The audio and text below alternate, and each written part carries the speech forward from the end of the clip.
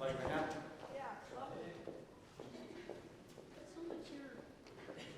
What's that?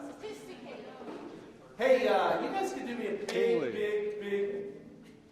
favor this morning. I'm not going to wear the hat. If I tell you it's wearing the hat and then tell you it's something else, will you do something else? Yeah. Okay, you have to wear the hat. Or, could y'all stand up?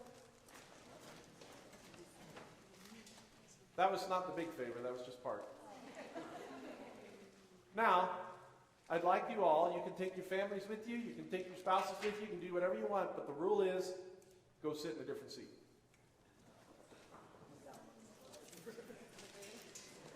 And while you're doing that, if you happen to squunch in a little bit closer, that would be all right too. The cameraman will like you, because I won't wander so far afield. Different seat, different seat.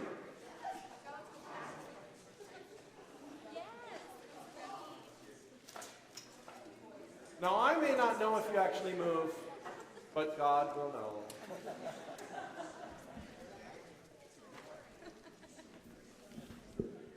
You guys want to come this way a little bit? Join the family? Yes. Now, there's actually two things. One is that if I had simply asked for volunteers to scoot in, it never would have happened. So I'm actually glad we all ended up closer together. Thank you for that. Second thing is, we're talking about the sovereignty of God today and the choices we make.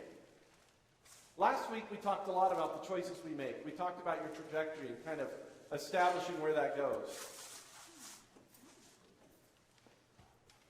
This week we're going to talk more about the sovereignty of God, but I want you to see a little bit of the interplay of your choices. Let me ask you a question. Before you walked in here this morning, before you knew that you were going to be forced to move from the seat you always sit in, did God know what seat you were going to end up in this morning? Yes.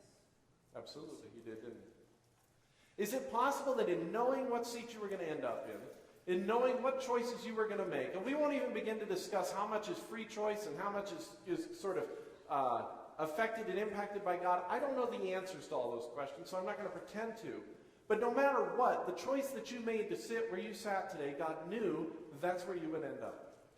And in knowing that, is it possible, just possible, I'm not asking for a declaration, I'm not asking for a commitment to this idea, but is it possible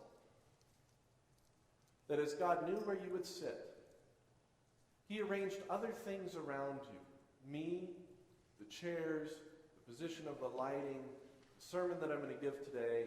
Is it possible that He arranged those things so that the seat that you're sitting in is the best seat for you to be in at this moment, right now? I think it's possible.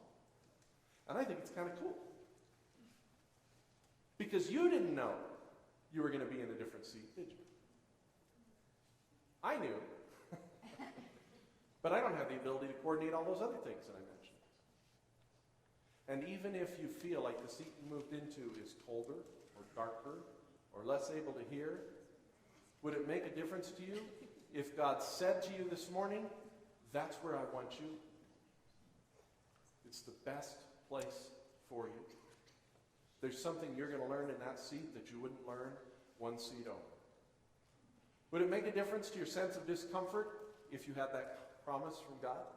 Would you say, I'm willing to sit in a colder seat or darker seat or less good seat if God said to you, I promise you it will be for your best? I think it would make a difference. I think it would help. We're going to look at the book of Esther. In fact, we're going to walk through the entire book this morning. Now, some of you have heard me do this before, and I love teaching the book of Esther, and here's the reason why. I think it is the funniest book in the entire Bible. I do. I think it is hilarious. I mean, really, really hilarious. Now I know they've made a couple movie adaptations of it, but they always make it so serious. If I made a movie adaptation of this story, it would look like the situation comedy that it is. This is an amazingly odd story, very peculiar, and very, very funny. So I want to take you through Dave McGill's warped brain as he reads the book of Esther. We'll do the best we can with that. Yes, I have an announcement I need to make. Thank you. I keep forgetting, so pardon me while I totally interrupt myself to make this announcement. Anna is taking pictures. I mentioned it last week. She was taking pictures last week and this week of families, and we really want them because we want to make a directory that has pictures in it. Okay? So please, and she'll do it next week too. So please, this week or next week, make sure that you get your picture taken. That would be great. Okay? Even if you're a visitor, get your picture taken. That'd be great. Why not? We'll give you a free copy. So anyway, good? Good. Okay. Awesome. Anna, stand up. That's Anna. That's our resident photographer. And see, if we had a picture directory, I wouldn't have to point her out. You could just look at the picture directory and there she would be. See, that's Anna. That's who's responsible for my picture. All right, now. Back on track. Who knows? There's one thing about Esther that's really, really peculiar. Of all the books in the Bible, it stands alone in this regard. Who knows what it is? Go. It doesn't mention God. How's that for a book in the Bible? Nowhere in the course of the entire book does it mention God by name. It never says God did this, or God did that, or God said this, or God said that, or it doesn't even say God was happy about this, or God was not happy about that. It doesn't even mention him in a negative way. It doesn't say God was not around. It just doesn't mention him at all. The only book in the entire Bible that does not mention God once. Why? You know what's interesting is if you don't know that fact, and you read the book of Esther and you don't happen to notice that, you will swear as you think back upon the story that it talked about God. You will. You'll think, no, it had to have said that God said this, or God said that. It had to have said that God was going to do this, because it just plays out that way. Here's the reason that I think, there's lots of speculation, but here's the reason I think the book of Esther does not mention God in it once. It's because what the book of Esther wants to tell us about is how God is behind the scenes in everything. But see, most of us, when we read Scripture, we don't really believe it in our lives the same way we see it in others, because things happen that never happened to us. For example, when you read about Abraham, it says that God walked with Abraham and spoke to Abraham and talked with Abraham and appeared in physical form to Abraham. And we all say, well, yeah, okay, Abraham must have been pretty special, because that stuff never happens to me. Or you read in the New Testament and you see that there's amazing things. It's clear. You have a narrator. Here's the thing. I do not have a narrator for my life. I hope you don't either. We'll have to discuss that. If you do, then we just warn you, that little voice is not typical. Yes, this would be a great moment to show a Stranger Than Fiction clip. Has anybody seen that movie? Yes. I don't have one. But in fact, we're not going to have a lot of PowerPoints this morning. I'll talk about why Lost is up there in a second. But here's what's interesting. I don't have a narrator for my life. You don't have a narrator for your life. So when God does something big in our life, there's nobody there to say to us, and then God did this. But when you read Scripture, it's there all the time. Except in the book of Esther. I think the book of Esther makes an excellent point about God being behind the scenes precisely because it reads like our life. Because there is no moment at which God says, here's what I'm going to do. There is no moment at which it says, then God did this. But as you read it, you just realize the coincidences that play out are just amazing. And you say, God is clearly behind this. In our own lives, we miss that. We miss that. The connections, the weird connections that happen.